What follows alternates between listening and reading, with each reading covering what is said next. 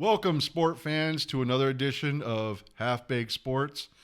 It's just me and my co-host here, Chuck. Yes, sir. We want to bring a topic to you that we have discussed amongst ourselves a few different times, and just quite frankly are tired of hearing the constant comparison. Is it Brady or is it Belichick? I mean, did I nail that on the head? Are you kind of sick of this debate? Yes, we all know what it was and what it's about. So I guess we can get into that. I think we should also, we should mention the whole, because the part of that debate is mentioning the scandals like Spygate and Deflategate, but I don't want to spend a lot of time on those two topics. But we maybe can do an honorable mention at the end to kind of ease people's minds about that kind of issue.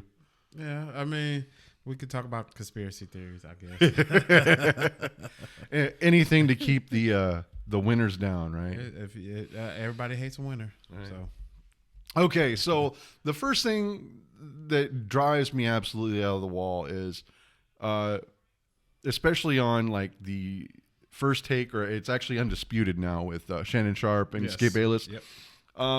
They brought it up, and this solves the problem of whether or not it's Brady or Belichick, and it's just driving me absolutely nuts for one very good reason. Both of these people that are being discussed, it's like comparing an apple to an orange, okay? And in the game of football, it's the perfect storm of who you have and who you don't have, and whether or not your coaching staff can utilize the talent that you have to get you through whatever obstacles that you encounter. Mm-hmm. I think one of the common debates we always hear is, well, now that Brady's got a seventh out from under Belichick, that kind of solves the problem. And no, it doesn't solve the problem. Brady has always been a good QB dating back to college, and I think we're going to get into those stats a little bit here in a few minutes. But we wouldn't have Brady. Brady wouldn't be the Brady that we know without Belichick. No, because and you're correct, because if you look at it, what Brady does to defense, Belichick does to the offense. So you can't the way Tom Brady plays quarterback position is the same way Bill Belichick teaches the defenses. So you have that leader mindset where I see the overall picture of what they're doing, how they're going to do this, what they like to do, what they're accustomed to doing, and all that stuff. So Brady breaks that down just as well as Belichick, as you can see, as we're going to discuss. Oh, exactly. And you don't have to take our word for it. Some of these things that we're citing are simple. We're citing basic Wikipedia pages of their stats.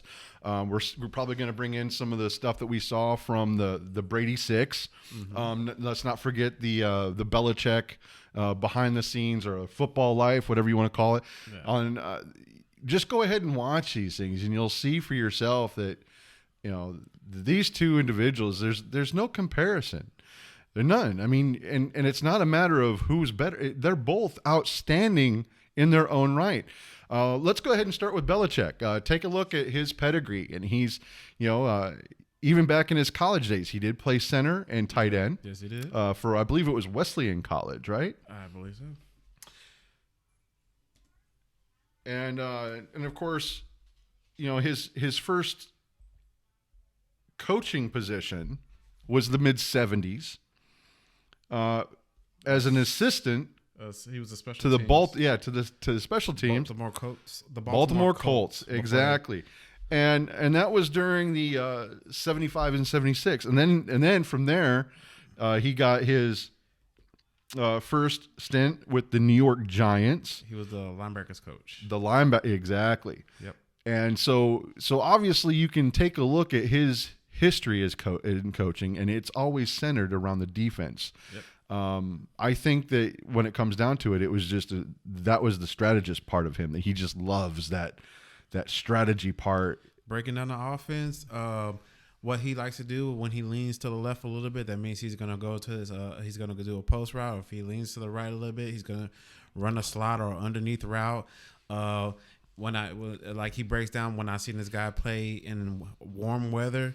The guy tends to slack off a little bit, but it's a cold weather. He's like the best wide receiver ever. Like he breaks down each and every single player to his defense, so that corner knows that. Boom, and I see that. That's why corners can read that route, know where he's going. And it's like it's like they have the playbook.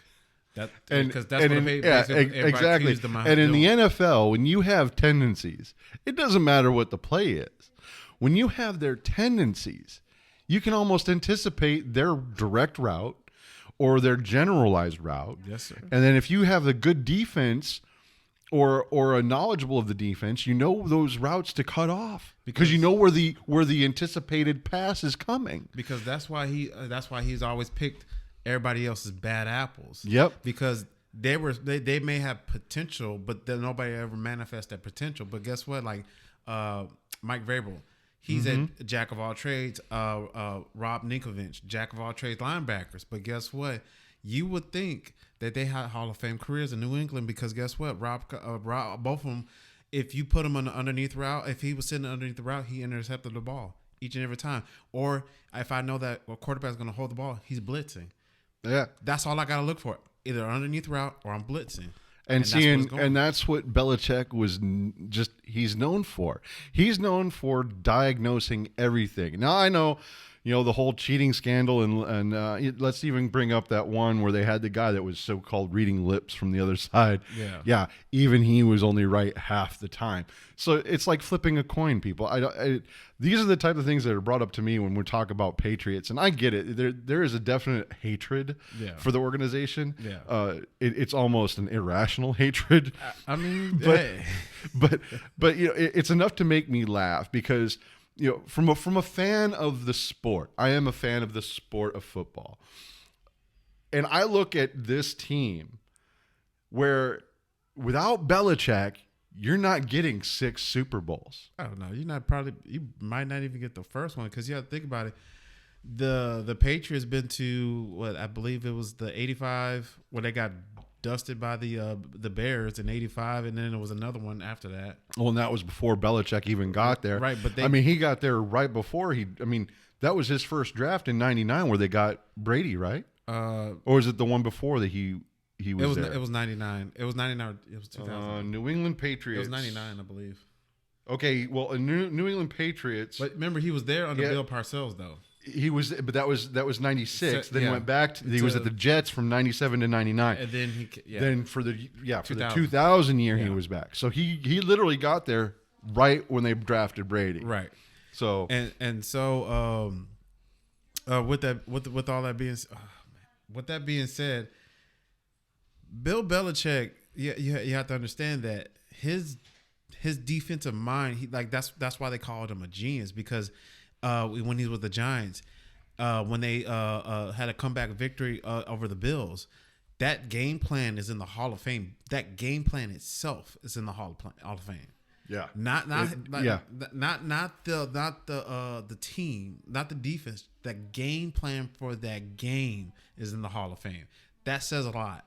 That says a lot about a man, because even with that, if you go back and look at the interviews or the documentary we were mentioning. Bill Belichick said, hey, I know they like to pass the ball, so I'm going to eliminate the pass. So they had linebackers underneath, and they had all defensive backs in the backfield. So guess what? But even though the Bills were stubborn, because the Bills still didn't run the ball. No. They kept throwing it, but then when they started getting the interceptions and all that good stuff, then they tried to run the ball. Now they're one-dimensional because the Giants at that time were known for stopping the run. So he switched it up. As soon as the Bills think, okay, we got him here, boom, he switched it up. Oh, we got him here, he switched it up. He had game plan after game plan after game plan. That's why that defense game plan is in the Hall of Fame. The mad genius of the defense, Bill Belichick. I mean, and then let's also bring up the fact, even before getting to New England, he was the head coach for Cleveland for 4 years. Oh, yeah. Now, during those 4 years, he was 34 and 45. Yeah, he was a losing head coach, but he got them to the playoffs though. Well, one time. Yeah. It was the playoffs was '94, and they lost to Pittsburgh Steelers in the AFC divisional game. Now, if you take a look, he had a bad team. He picked up a bad team, and it took him 2 years to get him to win. Yep. They went from 6-10 to 7-9, 7-9. Then they had their great season of 11-5. Yep. Now, what happened the year after? Watch the Cleveland 95, and that gives you the whole story. Yep. They already knew that they were on the chopping block, and even though Belichick had them playing well at some point, when you know you're not playing for anything, I hate to say it, you see it all the time in regular season. If you know you're not playing for something, they don't play. Yeah. I mean, what's the point? So, yeah, and then of course the infamous first year with New England in 2000, they went 5-11. Yep. But then that starts the trend of the most 10+ winning seasons ever over the next 2 decades. Yep. Now, you don't have that without Brady, and for the most part, I could understand that. I have to disagree on 2 premises. One, Matt Castle. Yes. So when Brady went down that year, What year was that? Do you remember? Oh man, 2000. 2008. 2008. I think it was. 2008. Yeah. I think it was 2008. So Brady goes down with the knee injury. Defensive tackle at his knees. He's down for the year. Matt Castle comes in and leads them 10-6. So you say it was really Brady at that point? Because if the offense, even when Brady was suspended for the 4 games a couple of years ago. Yeah, who was that? That was Brissett. Brissett and Garoppolo. They led to the Patriots to a 4-1 start. Yep. I mean, you can't sit there and say. And they were even talking about that year about if they could do 2-2 and better. Yeah. Then their season's fine because Brady was going to jump right in. Yeah. And that's what happened. And now it was, I think, Super Bowl that year. Yeah. Yep. So is it really? So at that point, you have to really ask: is it Brady or Belichick? And then because without him, and because of those instances, that's what's bringing up this talking point. And because they like to label Brady as he's a systems QB. Yeah. But if you take a look at his college years, he's nothing like a systems QB. He's just a good quarterback. He loves the game. He plays because he loves the game. And not just because he loves playing in the games. No. He loves preparing for the games. Mm-hmm. He loves doing the video, what do they call that? The watching the videos. Watching the video. He loves the OTAs. He loves the practice. Like even to this day, that's why the guys Rodney Harrison them said, man, I can't do practice. He's like, man, I love practice. Right. I love the preparation. He loves that. Matter of fact, all that. I saw this. I want to say on the ESPN. I wish I could remember so I could cite it. The day after he won the Super Bowl this year, he actually called up his QB coach and said, "All right, what's the game plan for next year?" Exactly. That is not. I don't care who you are. That is not a guy who's a system QB. Nope. No, he's not. And just by labeling him that, it's like you're dismissing his talent, you're dismissing his drive, you're dismissing him as a player. And that's really detrimental to the rest of the field. But it's why he got 7 Super Bowls. Because you have to think about it. If you counted him out, you always counted him out. Oh, he doesn't have the arm strength. Oh, he can't read as much.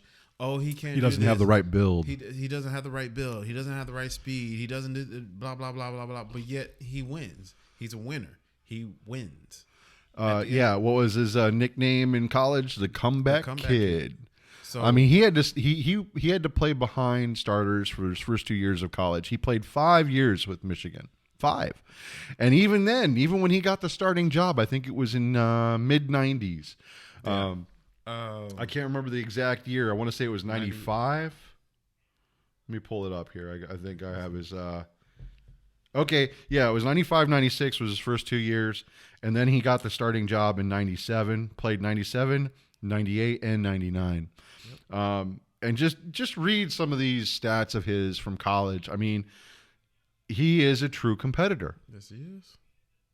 I mean, he idolized Joe Montana, and Joe Montana was a competitor. Yep. So the thing with and then even with that comparison, if you want to compare Bill Belichick and Tom Brady to anybody else, you really can't, because Bill Walsh and Joe Montana comes close, but Bill Walsh and Joe Montana weren't on the same level.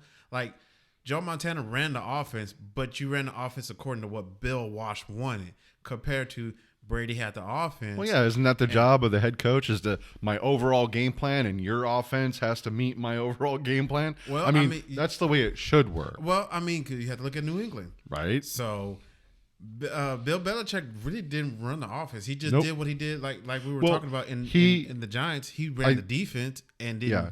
I think I need this, but if he sees that the offense is struggling passing, he'll go over and say, "Hey, run the ball." Oh yeah, and I know that, and we've even seen in situations, especially like where they did like the mic'd up sessions. We've seen that. Yeah. But you're right. I think part of that is because he hires people that he knows he can trust, and especially when it's like, look, you hire an offensive coordinator. Yeah, you've got your overall game plan, and you work with him and coordinate with him on what you think they should do, especially since he can break down defenses better than most. Right. And I think that's why, because he knows defenses. He is the defensive genius. He knows how to attack it, which is why he worked. We saw in one of those ESPN shows to where Brady and Belichick sat down together to break down defenses. To break down film hey, when the defense does this is what they're trying to do, and they'll feed off each other's. And so it was like you're just watching poetry in motion, like Brady, they're on, and the after was just as good at as identifying stuff. He's like, oh, and on this type of play, this is what I've noticed when they show me this. You can't have this. I mean, it amazes me.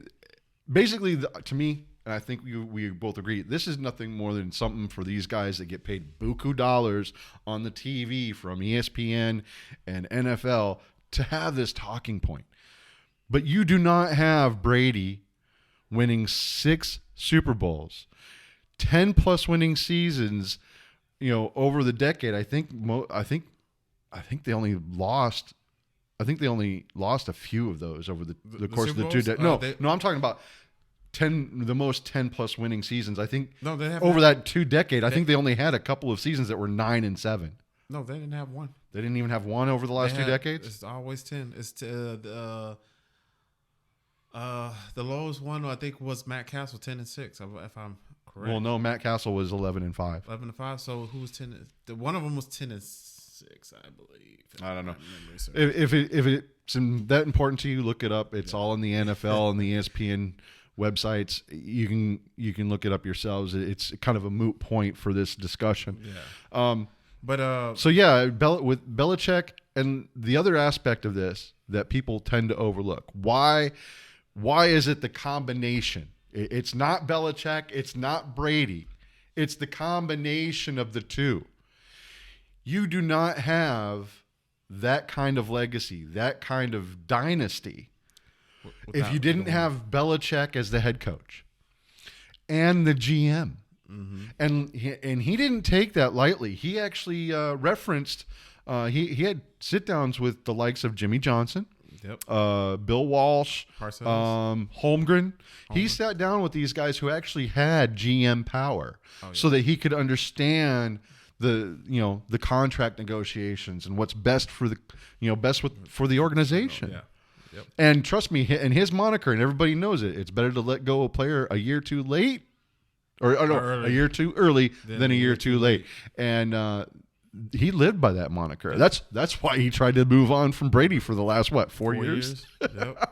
Yep, because he was going to get towards the end of his career, he's going to get more expensive, and he's going to know that, and they both know that. And I would rather, in what we got going on. And because if Brady really wanted to, truly, but see, it's kind of the only reason I kind of don't want to say that is because I believe Brady would have took another hometown discount. Oh, I know he would have some right receivers. It's like, and I agree. I think Belichick saw the writing on the wall when it came to. Okay, back during the trade agreement to where acquiring draft picks was no longer viable. Right. Because now you can no longer do the 2-a-days and develop your players through practice. They cut the practice time. So he switched strategies on acquiring talent.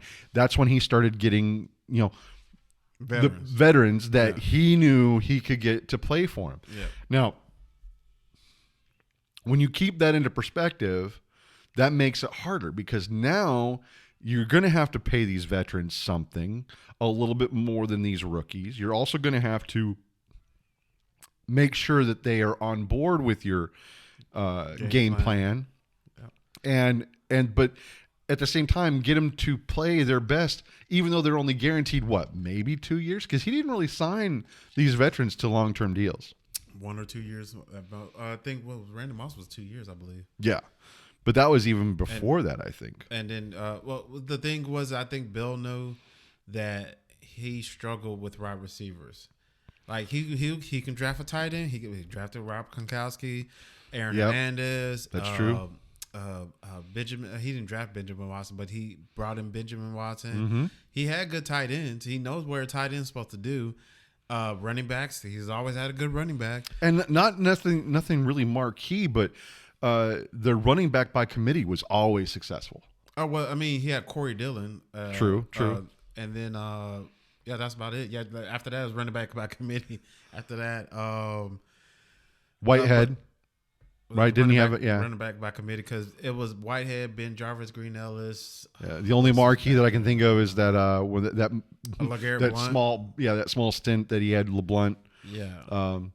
But see, you still don't get the talent core at the price without him being the GM, and so people are often overlooking that aspect of it, in my opinion. Yeah. And so you have the perfect storm in New England. Can it be duplicated? I think it potentially can, but the fact that Belichick is getting older and they have to salvage whatever cap they have, and I know that they've done a good job. They've got a lot more cap space now. 64, 67. But basically they're completely gutted and they're having to rebuild from scratch. Did you see the latest today, though, about how they're trying to get Garoppolo? Oh, my God. I know. I can't believe that that's a talking point. Now, it was just something that I saw on a headline, and unfortunately, you know how these internet sites are. Yeah, it could have just been Garoppolo's. It could have been a rumor mill thing. It's not, because if you're going after Garoppolo, I might as well keep Cam Newton. Right? It's the same. Honestly, in essence, they both have the same look and the same reads. They see the field the exact same way, except that Cam Newton brings more of a dimension with his run game. That's it.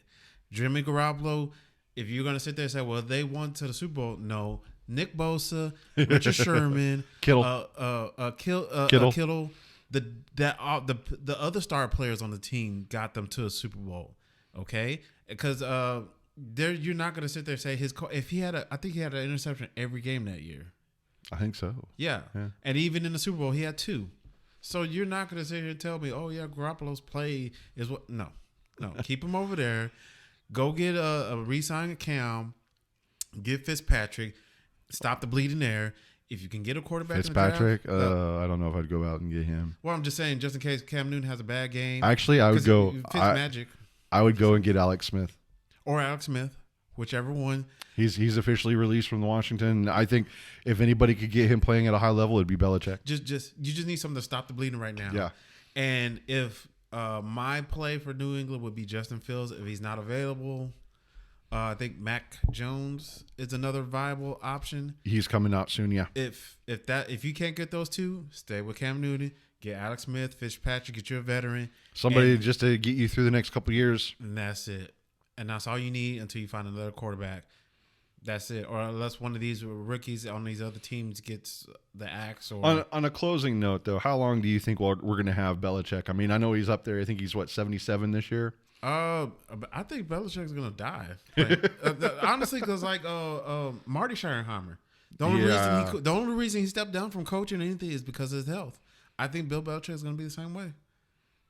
I honestly, because I think the reason why Tom and him mesh so well, because that's how much they love football. Football is their life. And think about it. Bill Belichick has all his children in football, some way or manner. They're all in football. So maybe it's a genetic thing. Because all his sons. And I'm sorry, Bill, I was wrong. He's 68 currently. Oh yeah, he got April 16th is his birthday. He probably got another 12 more years in him. He's at least till 80. He's gonna die when he's 80, poor Joe Paterno. I mean, but you have to look at it. Matt Patricia. Sorry. I meant to say Matt Patricia. He's a decent defensive coordinator. Yeah, he went somewhere as a head coach, but as a defensive coordinator, the defense on that team wasn't that bad. Exactly. Look at Brian Flores. He went to a whole team that wasn't even up and coming, turned them all the way around. They're good defensively, and he's building up an offense. Like, his defensive coordinators are actually good coordinators. Same thing with the offensive side. Like Josh McDaniels, he's a good offensive coordinator if you keep him right there. Yep. Once you start making him a head coach, now everybody knows his little curse he got going on. Yeah. Once you make him a head coach, then you kind of screwing yourself. But keep him as a coordinator, you got gold right there. I think the number one problem that some of these coordinators from Bill Belichick is they try to duplicate the success from New England. Yep. So instead of taking good points of what works in that organization and trying to make it your own, they're trying to basically copy.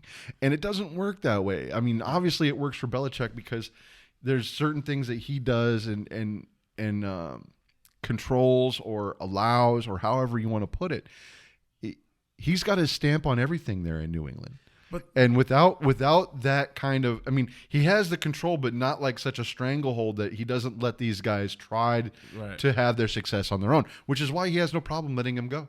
Right.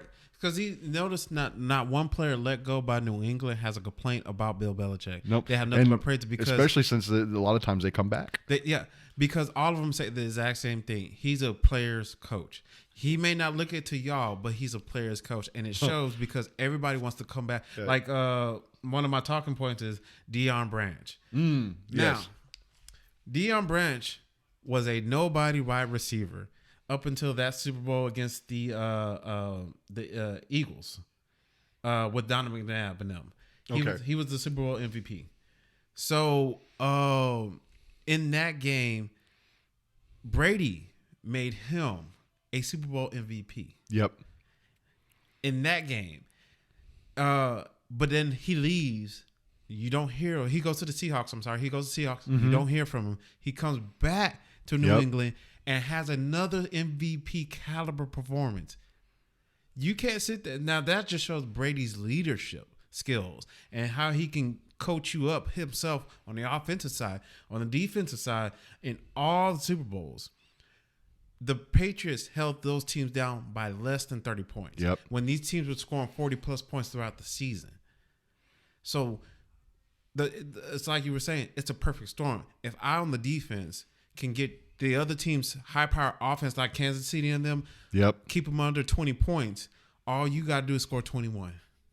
Just like what they did to the Rams a few years ago. The Rams, what was it? 2017, I think. 17-3. Yep. His defense held the high-powered Rams with Todd Gurley. I forgot the Cooper Kupp. You had Jared Goff, Roberts. There was another. I can't think of the other receiver's name. You had a bunch of that receiving core was good. The tight end was good. The running back was good. The offensive line held up, and they held them to 3 points throughout the whole game. They went to the Super Bowl to make a field goal, and that's exactly what they did.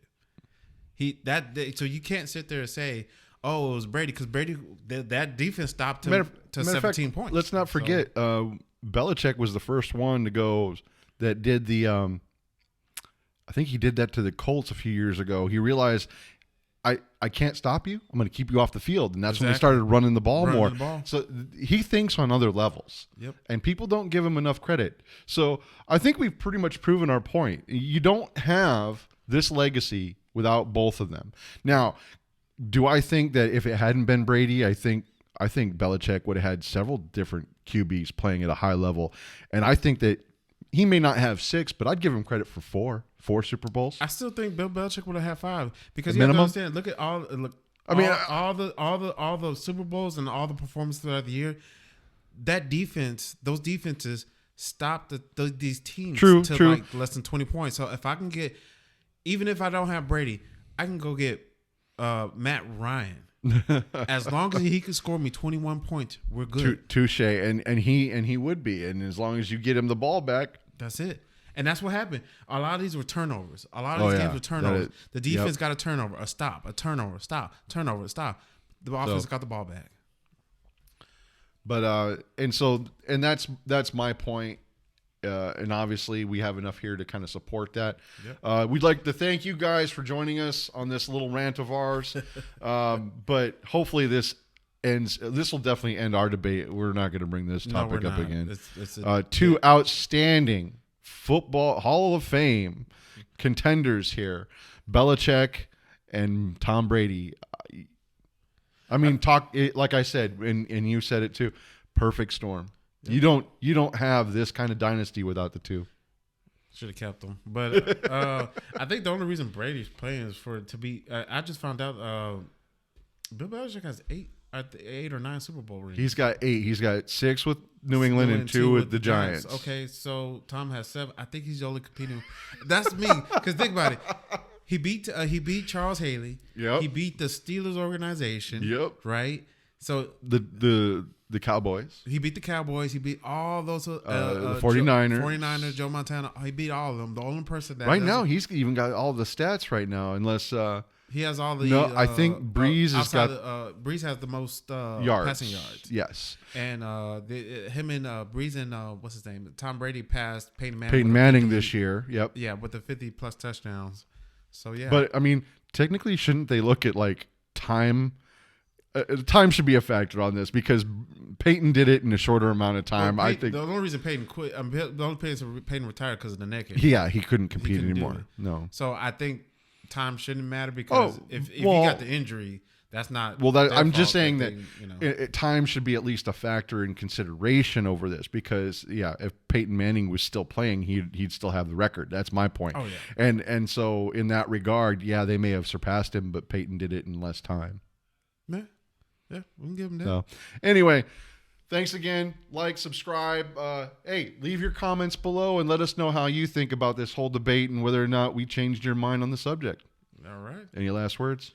Nope. I think that's pretty much it. All right, gentlemen. And as you all know, we're out.